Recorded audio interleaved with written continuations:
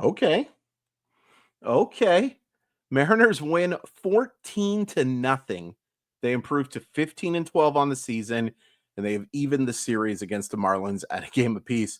Go over the scoring plays. Boy, there's a lot. And it starts off great. Julio Rodriguez homers to left to make it 1-0. And Jorge Polanco says, "Hey, that sounds fun." 2-0 on back-to-back shots.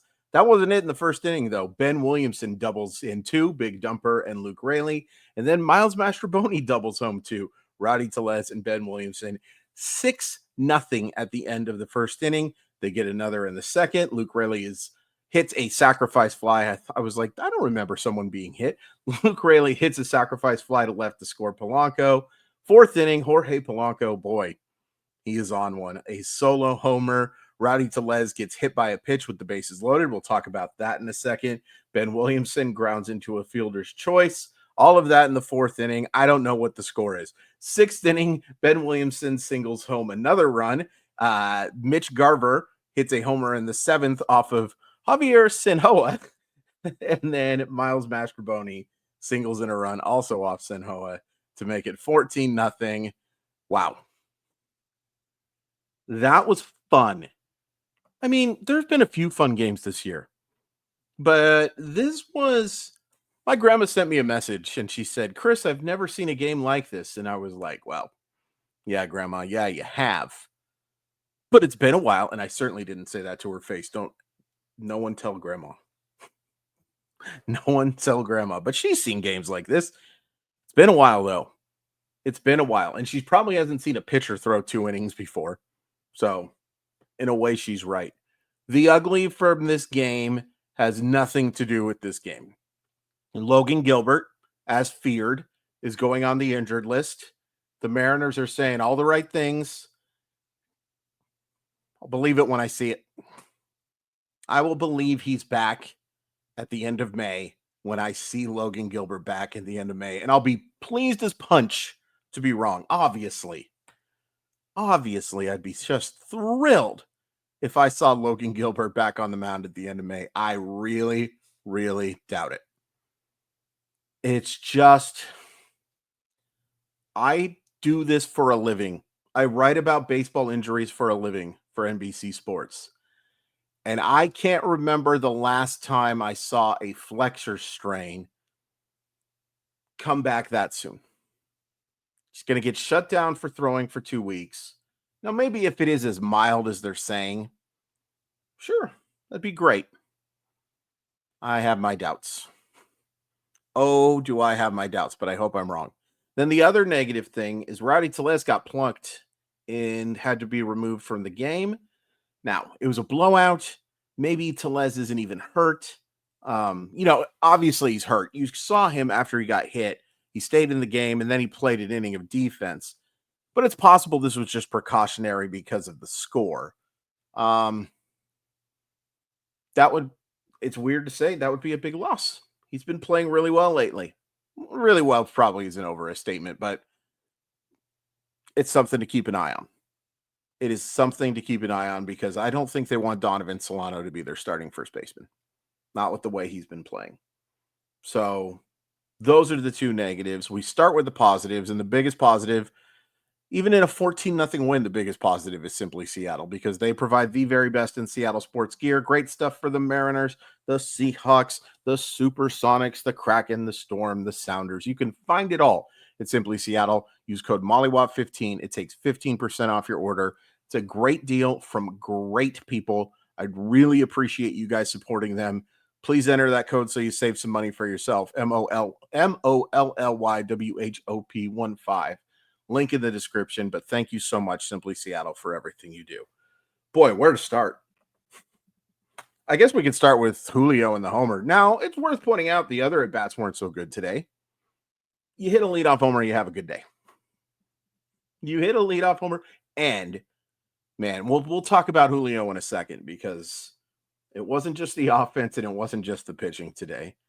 Luke Raley with 3 hits, gets on 4 times, draws a walk against a pitcher, which has to be hard. You think you just want to swing the bat like crazy.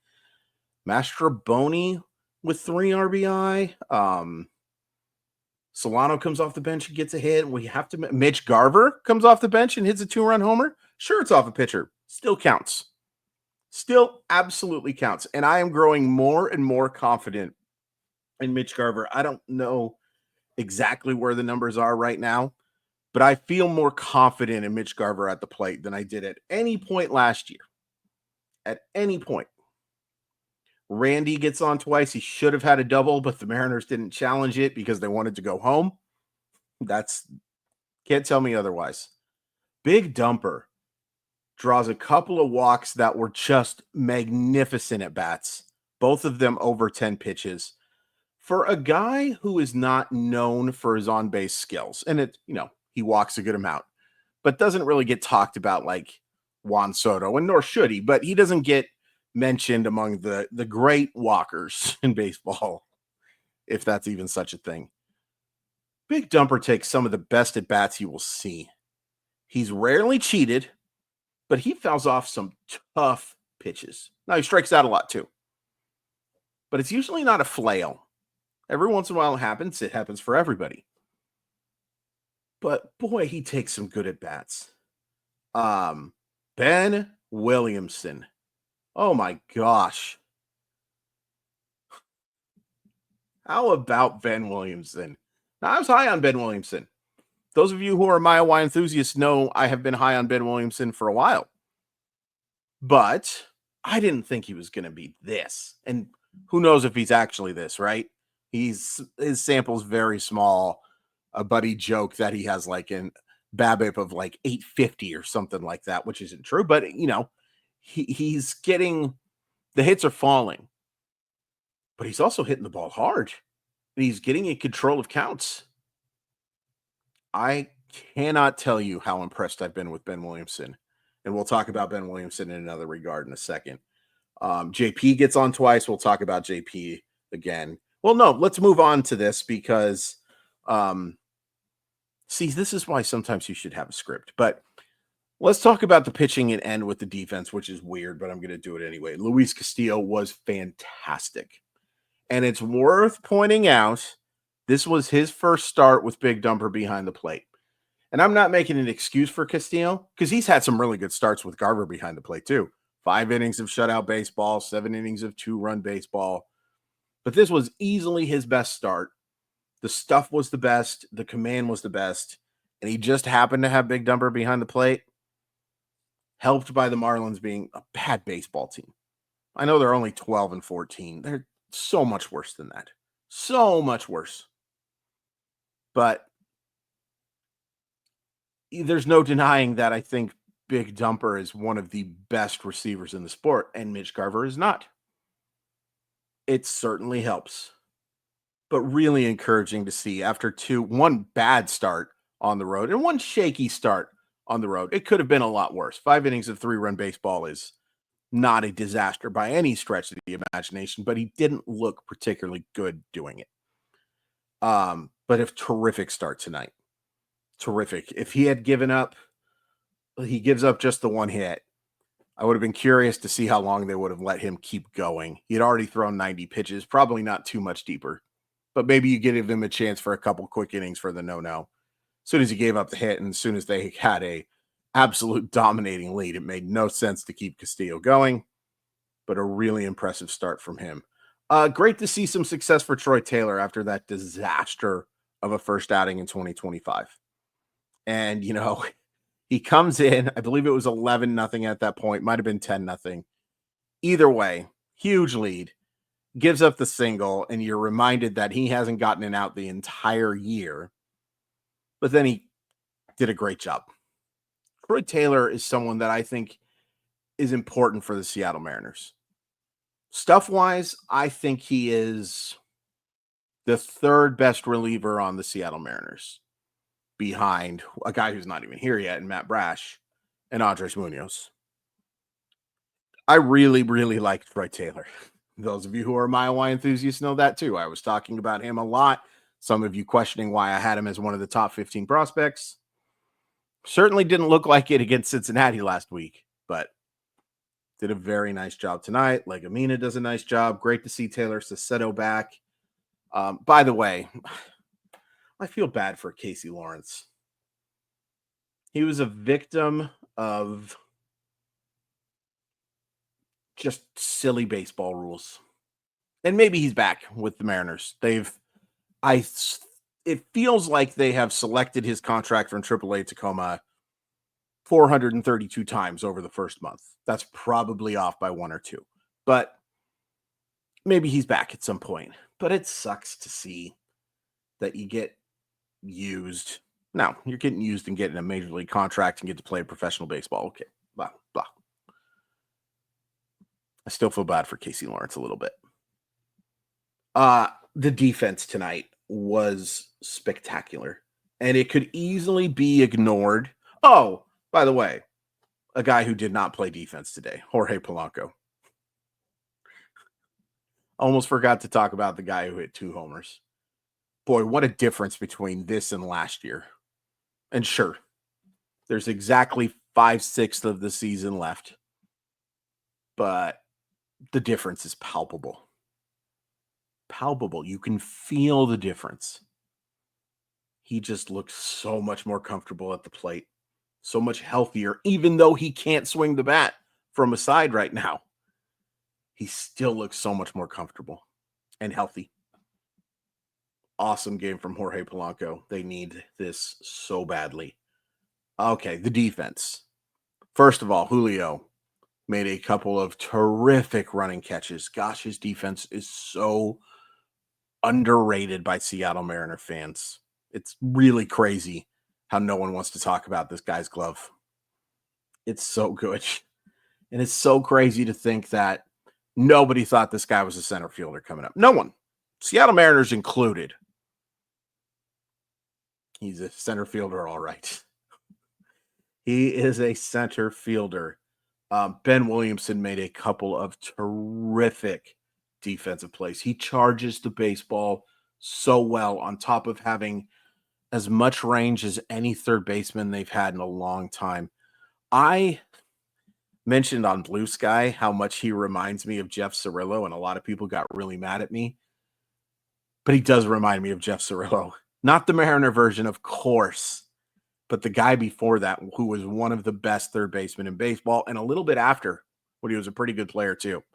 Had one really crappy year with the Padres afterwards, I remember, and then went back to Milwaukee and started raking again. Good for you, Jeff Cirillo, 20 years ago.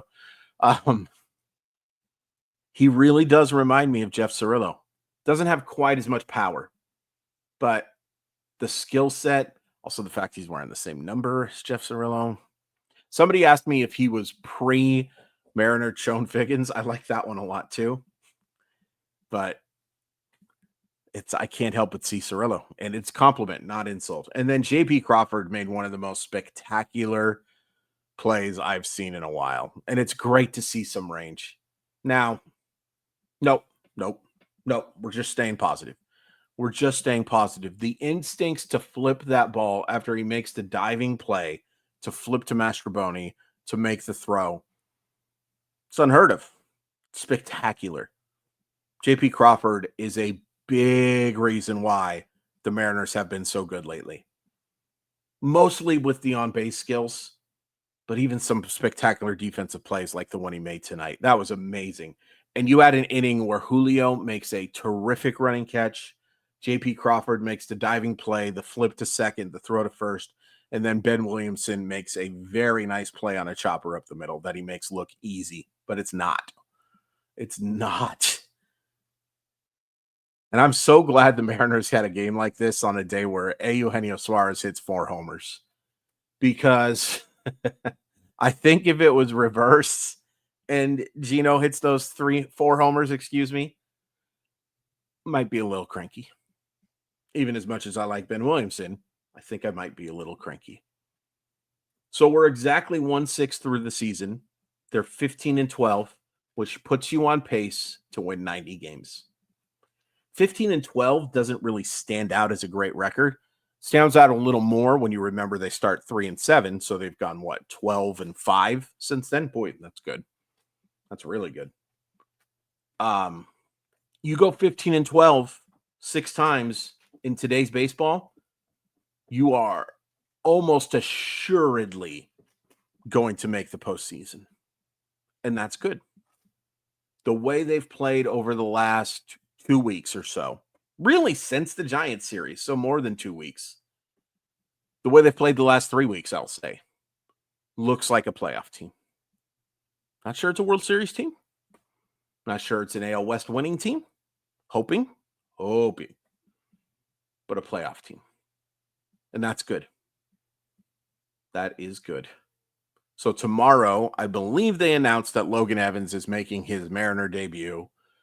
Soft landing spot against a not very good Miami lineup. I am not totally comfortable with Logan Evans, but I also understand it's the best option for what they have right now. Absolutely the best option for what they have. Honestly, you'd maybe consider going Casey Lawrence if he didn't throw the 5 innings yesterday, but obviously he's not coming up to throw 5 innings after throwing 5 2 nights ago. But I'll be curious to see how Evans does. And I think it's important to win this series. You know, it's hard to win 6 series in a row, which is what the Mariners will do. And I realize the Marlins haven't played horrific baseball this year. Losing home series to the Marlins is bad. Not even kind of a hot take, like the kind of take that has freezer burn on it. Boy, don't you hate when ice cream has that, by the way? So disappointing. Kind of want ice cream. Not allowed to eat it anymore. By the way, again, thank you to everyone who's reached out. Have a bunch of doctor appointments coming up. Liver stuff sucks. Yeah. Anyway, what the heck was I talking about? Oh, yeah, the Mariners. They're good. I think they're good. They're sure playing good. Please hit like and subscribe if you think they're good. Please hit like and subscribe if you think they're average. Please hit like and subscribe if you hate them. Really, really, really fun game. 14 runs, and you give up nothing. I'm not asking for that every night. I'm asking for it a little while. Every once in a while, I mean. I know you can do it now, so gimme.